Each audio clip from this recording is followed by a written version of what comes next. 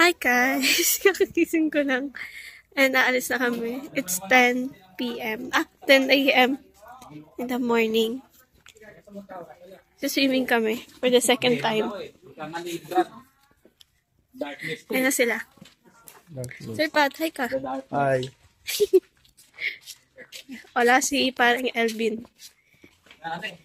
Nag-CR.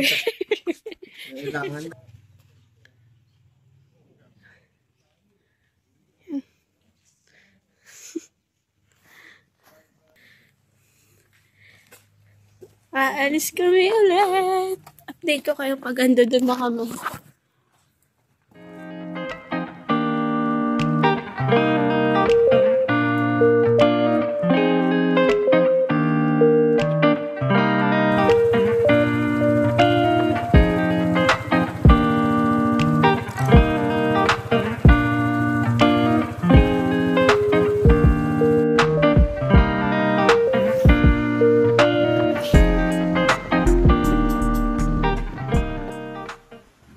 Welcome to Barangay Pacalat. In this way, you need to take off your helmets hanggang makarating sa river. They also have an environmental fee which is 10 pesos per motor at no charge naman pagdating sa parking.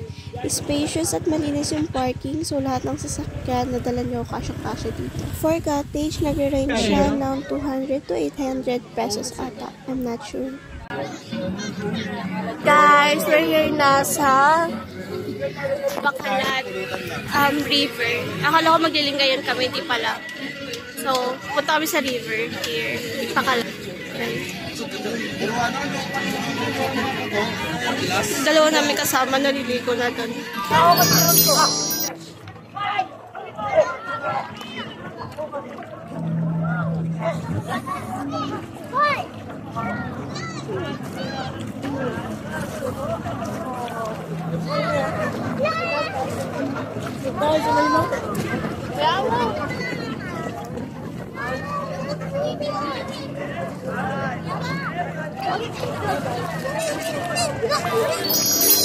Here's a view mula sa mga nagbabantay sa river.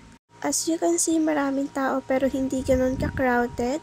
Yung water is malinis at malinaw. There is also a bridge papunta sa kabila but currently unavailable due to private reason.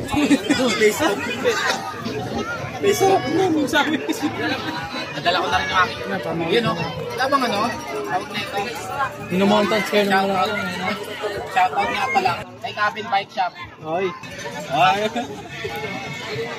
Akuban.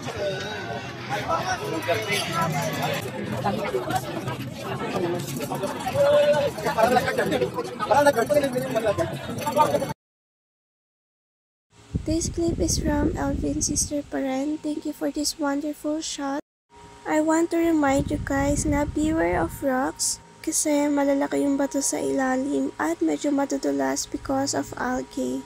This river also has a 2 to 4 feet so pwede siya sa mga toddlers and kids. For parents, syempre bantayan nyo pa rin yung mga babies nyo kasi tulad na sabi ko malalaki yung bato at medyo matutulas. If medyo overthinker ka for the safety of your kids, or kung gusto mo magpalutang-lutang sa ilog, may mga nagbebenta at nagpaparent dito ng mga salpapita na pwede nyong gamitin with your kids para mas ma-relax and ma-enjoy nyo yung water.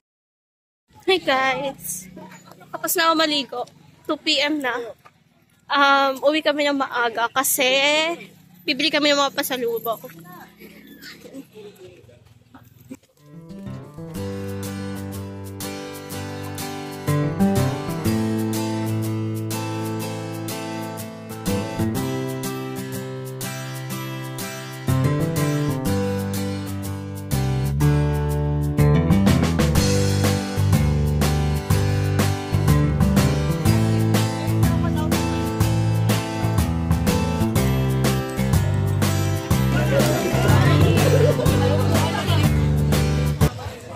Pauwi na kami ng Talamamsay.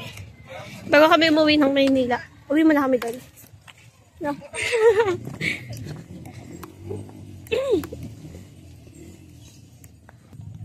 Ay, sir, kamusta? Kamusta ang ano? So feel good. So, so feel good. Grabe, ang init. Tirik na tirik. Tayo yung uuwi na. Sige, mauwi na tayo.